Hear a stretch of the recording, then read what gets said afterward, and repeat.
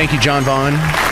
Welcome to Dead or Alive. I am your host, James Parker. Today, the Bob edition. Got it? They're all Bobs. Well, there's two Bobbies, but they're all Bobs. Mark and Addison, you were first up. You ready for Dead or Alive, sir? I'm ready. All right. We're going to start with Bob Barker, Dead or Alive. Oh, God. I think alive. No, Bob Barker. That old dude, he was old on Happy. He was like 80 in Happy Gilmore, and that was in the 90s. Thank you, Mark and Addison. Right there. All right, thanks a lot. Glenn and Richardson, you ready to play Dead or Alive? Let's play. All right, so we started with Bob Barker. What about Bob Ross? Bob Ross would be dead. Correct, Bob Ross is dead. And for those of y'all who don't know, the guy with the fro that does all the paintings, yeah, that one. Bobby Brown, Dead or Alive?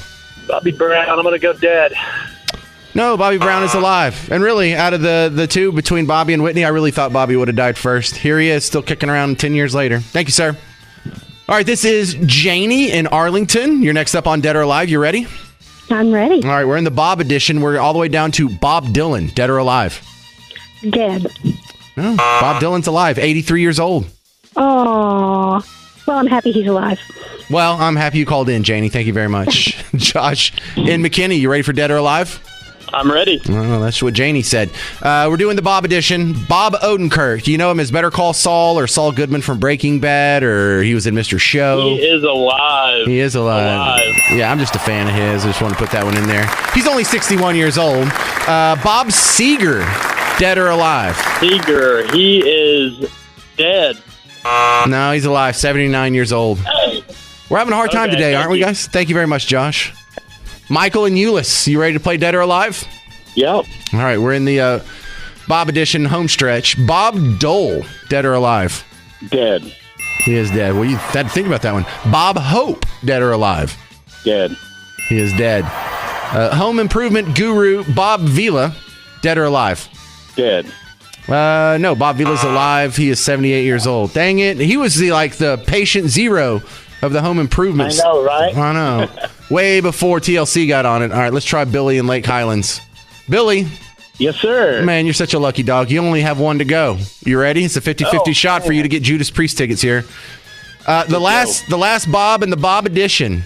Bobby McFerrin. He sings Don't Worry, Be Happy. Is Bobby McFerrin dead or alive? He's alive. He is alive, 74 years old. Thank you very much, sir.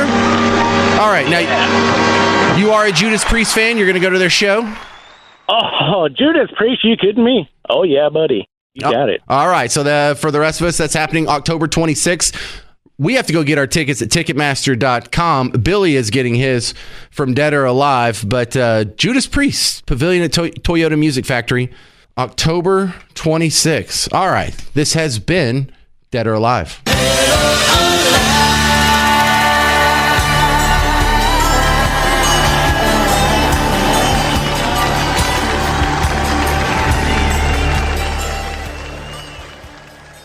Hey there, welcome to the James Show, News Talk 820 WBAP, now on FM at 93.3. California, trying to outlaw deep fake videos.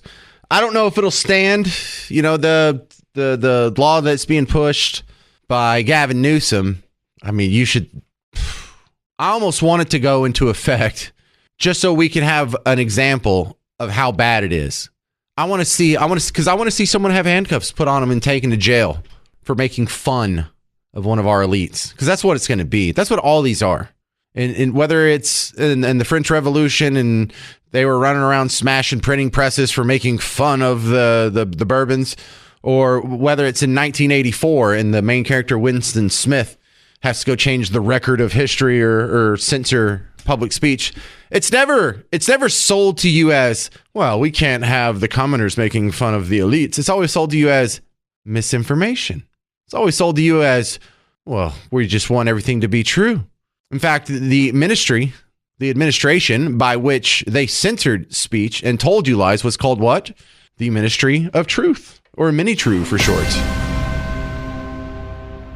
So the incentive for the tyrants, or let's not even use the big words, the tyrants. How about just for the people in power, for politicians going back through time immemorial? It is just a condition of being a human being that you don't want people to make fun of you. And that's all this is. This isn't anything like, well, there's this new technology, and so we've got to stay ahead of it with proper common sense regulation over what? Over freedom of speech?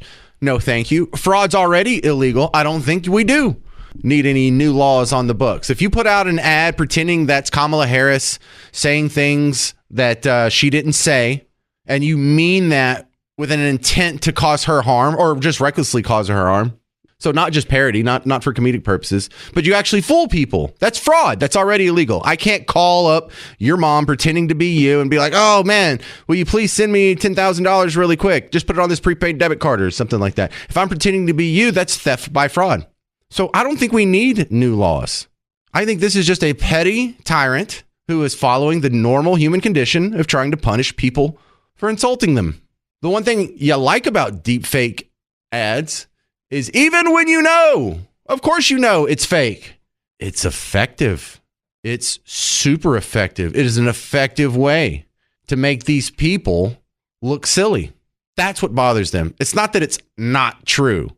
They weren't bothered about it being true or not true when they were telling you the opening ceremony of the Olympics was Dionysus. They weren't making fun of the Ten Commandments. There was no need for a ministry of truth there. Oh, that's weird. Well, what about when y'all said Joe Rogan took horse dewormer? Oh, no, not that one either. I mean, I could go down the list. I have a list here. See, they're not concerned about those lies. They're not concerned about the lie that they told you inflation was transitory. There's no need for a fact checker on that. There's no need to hold anybody accountable. There's no need for a new administration to determine whether or not these things are allowed to be shared on social media. This is just good old-fashioned censorship. And to let you know how just built into our DNA this tendency is, even our own founding fathers, some of them failed this test. Are you familiar with the Alien and Sedition Act? Did you watch John Adams? Garrett, you're kind of young. Did you ever watch the John Adams miniseries from HBO with Paul Giamatti as John Adams? Did you ever see that one? Yeah, I think it was a little before your time. You were probably like 4 when it came out. It's great, though. And you see what a great guy John Adams is. John Adams was good even for a founding father. He never had slaves. He never approved of slavery. He was always an abolitionist. In fact, he was such a believer in justice and the equal protection of the law. He was the lawyer that volunteered his services to defend the British troops after the Boston Massacre.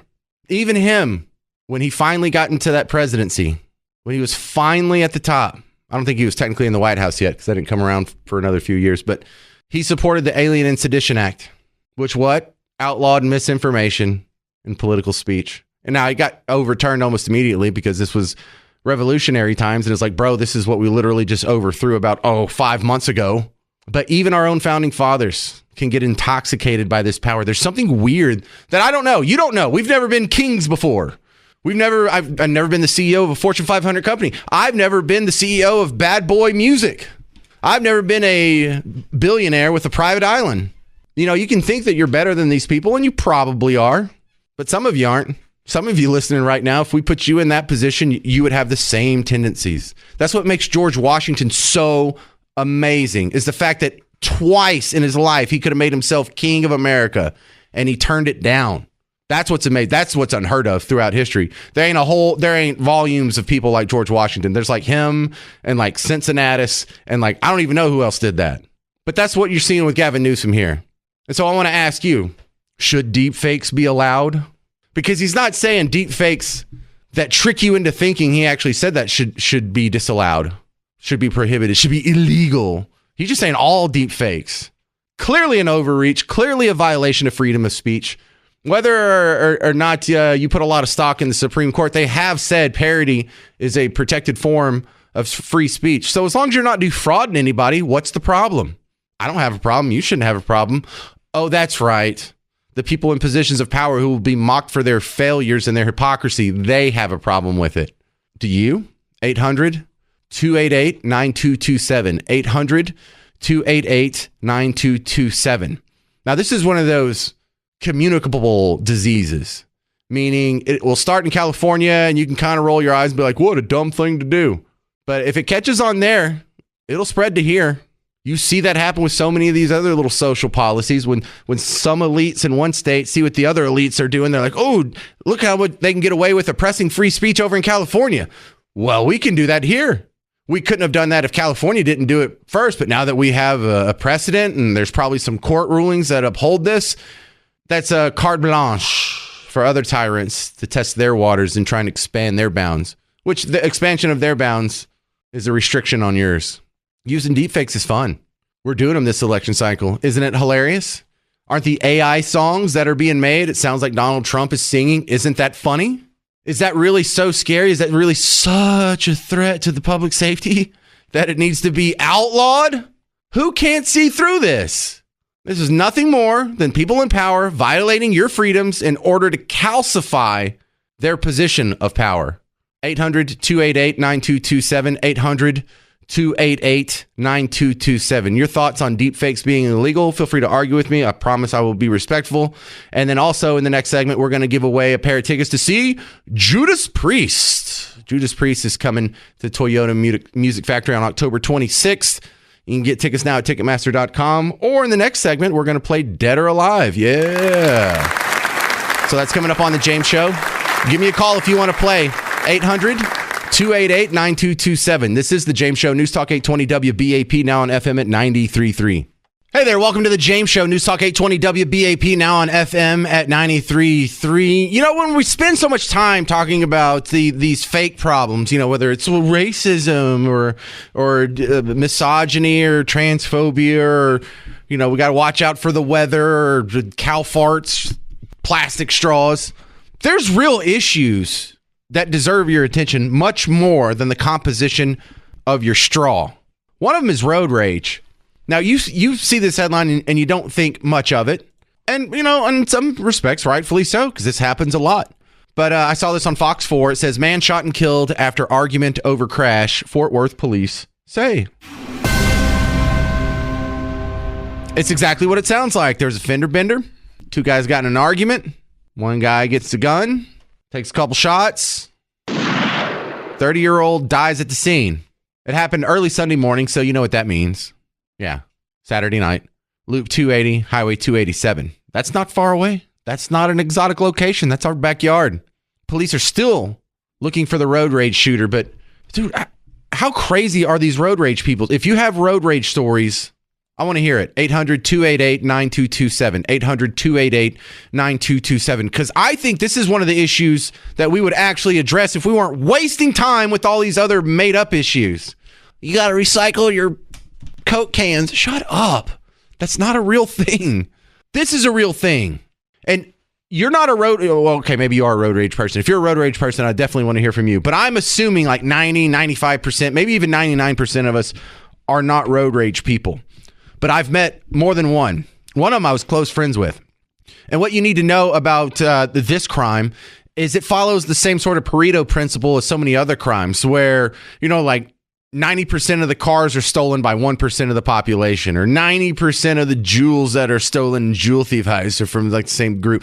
90% of the scores for the Mavericks are done by like only 4 players, right? It's something you see a lot. Well, it still applies here. Almost all of the road rage accidents and issues you see are from this tiny little sliver. It's like 1, 2, I don't know, maybe it's 5% of the population. But I've never gotten in a road rage incident. Never. My friend Matt, when I worked with him, we worked at Vitamin World. This was like 20, 25 years ago. And so we would work either in Willow Bend or Stonebriar, Valley View when it was a thing, or Richardson Square Mall. We floated between stores. And so we had to drive all over the Metroplex. And the 2 years that I worked with this guy, he got in 3 road rage incidents. I didn't know this was a thing. For some people, it's just a hobby, I suppose. But maybe you've seen it and you just haven't experienced in depth. But it starts with that person that gets really mad behind the wheel of a car. I don't get mad. I don't even really get mad when people cut me off. I mean, I have before, but it has to be something serious. I have a screw loose when it comes to this situation. I'm a terrible, terrible guide for ethics here. Because, look, just another aside, when they do surveys of Americans and they ask them, do you think you're an above average driver? 98% of you say yes. I'm in that other 2%. I realize I'm not paying attention. I'm jacking around on my phone. I'm messing with the radio. I'm talking to Miss Parker. I'm eating a taco. I'm looking at directions on my phone. So I'm a terrible driver. But other people, they take this so serious. The people that yell like, why are you going the speed limit in the left lane? It's not the end of the world. Calm down. But Matt, if you cut Matt off, that is a mortal insult. Matt Gage is going down whatever road that is that Hebron High School's on, just west of the tollway. In front of him is an old lady. He's like, she's so old, she has like the Marge Simpson sort of beehive hair, but it's all gray. She looked like she was about 100, could barely see over the steering wheel. This little SUV of kids, I guess they were leaving wrestling practice, pulled out in front of her. She almost hit him. She had to slam on her brakes so hard that her tires smoked. Well, Matt took it on himself as to be an executor of justice. He sped around both of them, and he blocked off the SUV with the kids in it at the next intersection. He gets out of his car. He goes, and they roll the window down. Now, the reason I say they're at wrestling practice is because they were wearing wrestling practice jackets. They start jawing at him. What are you going to do? You're not going to do nothing. We're on the wrestling team. That was a quote. Matt Gage spent a lot of time lifting weights with the help of stuff that's not allowed in the NFL. So Matt's jacked. He ended up putting his cigarette out on some kid's forehead while he had him in a headlock. They drove off. That was just one. He got in 2 more incidents like that in 2 years. And it dawned on me, there's such thing as road rage people. There are people that just lose their mind in traffic. And the lesson here is you don't know if this other guy that's honking at you or waving at you or you getting a fender bender with, if it's one of these people, you gotta act like you have an angry tiger across from you because that dude's ready to kill. 800-288-9227. Your road rage story, John and Bowie. Hello. Yeah, John and Bowie, you have a road rage story. Yes, sir. Like I said, I'm a retired state trooper, retired as a deputy sheriff also. And through the last couple of years, just the increases on calls just kept coming and coming. The other day, me and one of my former partners with DPS, we were up in Amarillo, between Amarillo and Canyon on I-27. We're sitting there going along, and all of a sudden this guy cuts off the car in front of them. Well, they pull in, start doing a brake check on each other. Well, then one gets around the other one and just rams them into the center median on I-27. These people are crazy. Oh, trust me. I said, and we're just looking at each other like, how come none of this happened while we were working with us right here, in a car or something where we could take an action on it? Yeah. So do you think this is happening more now, or are we just seeing it more because of social media? Is this like flaring up? It's going on. I think it's increasing because, like I said, I just retired out of the Wise County Sheriff's Office, and we were getting 3-4 calls a day on road rage incidents, aggressive drivers, right? Mainly on 287. Yeah, well, people are nuts. Thank you for confirming it with your experience. That's John and Bowie. Jake, hang on. I want to talk to you next. But your road rage stories. Are you a road rage person? Because Matt moved back to Missouri, so I can't get him to call in. So I don't know any road rage people. I want to hear you. If you're a road rage person, and don't think, well, I'm not a road rage person. Just because I've been in 6 road rage fights doesn't mean I want to talk to you. That's who I want to talk to. 800-288-9227. 800-288-9227. This is The James Show. News Talk 820 WBAP, now on FM at 93.3. Hey there, welcome to The James Show. News Talk 820 WBAP, now on FM at 93.3. Let's go. Look at the crazy people lining up with their road rage stories. This falls under the same feeling I have about what you just heard from Mike Traina on the news update there. 3 people drowned in Lake Louisville over the last week or so? That should be getting more attention.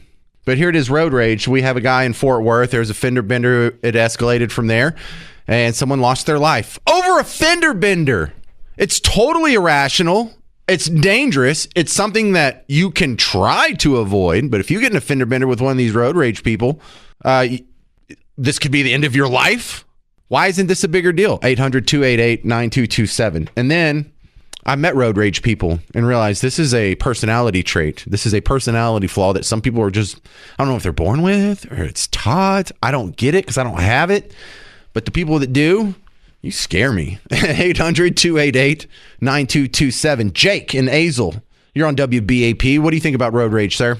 Well, I'm not a big road rager. I don't really get too upset over when I'm driving, but last 4 or 5 years, we had an influx of people coming in here. And I've noticed that they don't want to do the speed limit. They want to do 5, 10, 15 under the speed limit. Now, they got wide shoulder, and you got 10, 20 cars behind you, people swerving trying to see why the jackass is going so slow, and just get over and let people pass.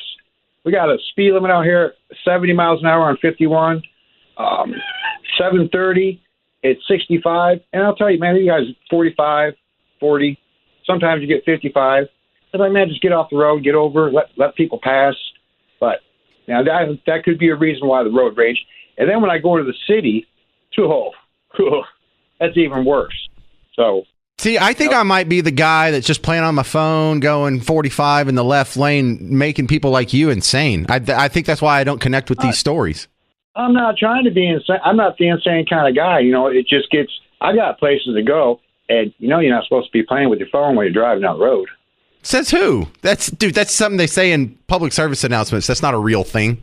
What have they ever said in public service announcements that's been true? Well, a lot of accidents happen with people's phones in their hands. Yeah, they do. Yeah, they do. It's great advice. I'm just being a butthead. You are totally right on that, Jake. Thank you very much. Thank you. Thank you. Clayton in Dallas, you're on WBAP. Your thoughts on the road rage epidemic? Well, I wish I had your patience, but I think you're right when you say it's a lot of people on the phone. But to go to the last guy's point, I'm born and raised here. I didn't think I had any real road rage until the last 4 or 5 years, and it seems like more or less people sitting in the left lane. For example, one time I'm on 75 northbound in north of McKinney in the fast lane. The gentleman's doing about 65, and I think the speed limit bumps up to either 75 or right at 70. So I go in the right lane to go around him, and this is what I've seen a lot more, because I used to be a truck driver in a previous life, been to all 48. I go to get over in front of the gentleman. There's enough room for me without him hitting the brakes, and this gentleman speeds up to try to pit maneuver me, and I make it in front of him and then get over right to let him, speed up and do his thing. Well, he comes by my car and flashes a gun, and I'm no hothead or anything, but I carry a gun, so I just looked at him and said, "Me too," and he kind of got the memo and carried on. But it's not the first time someone's just flashed a gun, and I don't understand what the deal is lately with it. I have tried to understand this for a long time. It's something I've talked about on the radio a few times because this keeps coming up, and you just see a personality trait is what it has to be. That's a great way to phrase it, because I think I might just have that tick of a personality trait. Well, and that's okay as long as you can identify it. That's the first step to controlling it and being master of your domain. But when people cut me off, I don't get mad. I'd be like, you idiot, you don't know where you're going. That's about the extent of it. And I usually have good judgment to tell, that's a great example. Someone cuts me off in a, I'm not going to say a interesting looking car, but a car that looks like, that guy's probably up to no good. Then I'm not going to be the one to, have a measuring contest with him right there. Well, so I have a little bit of maturity, but I do get into a little bit of the road rage some now and again. But I'm not the lion you were saying was next to you. Yeah, well, look, that's good that you can admit that. So you're not of the furthest degree. It's I'm sure road rage, like everything else except for gender, is on a spectrum, and I'm more on the pacifist side. You're closer to the ragey side, but you're not this guy in Fort Worth. You're not the guy. Sir. No, sir. Man, there was a weird story. And thank you very much for your call. There's a weird story, and I think it was Fort Worth too, in the spring, where some guy gets out and just beats the snot out of someone over a fender bender. And bro, is that going to fix your fender? Is that how body work? I mean, did you take shop class or something, or the wrong shop class in high school? Because that's not going to bring your car back. And what is beating this guy? You just adding charges to it? I just don't get it. I don't get it, but I have seen it and I have observed it and I'm aware of it. And I try and remember that even if in the menial confrontations I do have on roadways, I might be dealing with one of these psychos. I might be dealing with Seabass from Dumb and Dumber or something. I don't know. I just saw that this weekend. I can squeeze in one more. Marvin in Henrietta. What's up on road rage? You're on WBAP. Good afternoon. Gentleman just speaking was talking about someone waving a gun at him. Yes, sir. In road rage. I had it happen to me in 1978 in Houston. That's how much this road rage has been around. But more recently, I have to agree with the other gentleman. It's the people who camp out in the left lane, and then when you pass them on the right, they have to show you their IQ, which is a 1, And I don't understand that they don't get the fact that the left lane is for passing only. Well, I'm one of those. You're talking to me. I'm not going to flip you off if you go around me. In fact, I'll feel appropriately guilty. It's like, oh man, I didn't realize you wanted to speed that bad. But I'm not flipping anybody off. Well, they will. I have to run 287 twice a day, and I've even had one follow me to once I went around them, they followed me to where I was stopped and had made the comment about I didn't get anywhere any faster. And I tried to explain to him that the left lane, it's just as illegal to go slow in the left lane and not pass people as it is to go fast in the left lane. They're both laws. They're on the books. I know. I think you just like speeding, Marvin. Yes, I do. There you go. That's the real, and thank you for admitting it. All right. Yeah, Marvin actually does get points. I think just 3 for admit. 3. You know what? Make it 4. I'm feeling generous today. Yeah. There was good tacos at Buc-ee's this morning. I'm in a good mood. Coming up next, Aaron Pomerantz from Young Voices. We're going to talk about what Kamala has been saying and really not saying on the campaign trail. Coming up next, it's News Talk 820 WBAP, now on FM at 93.3.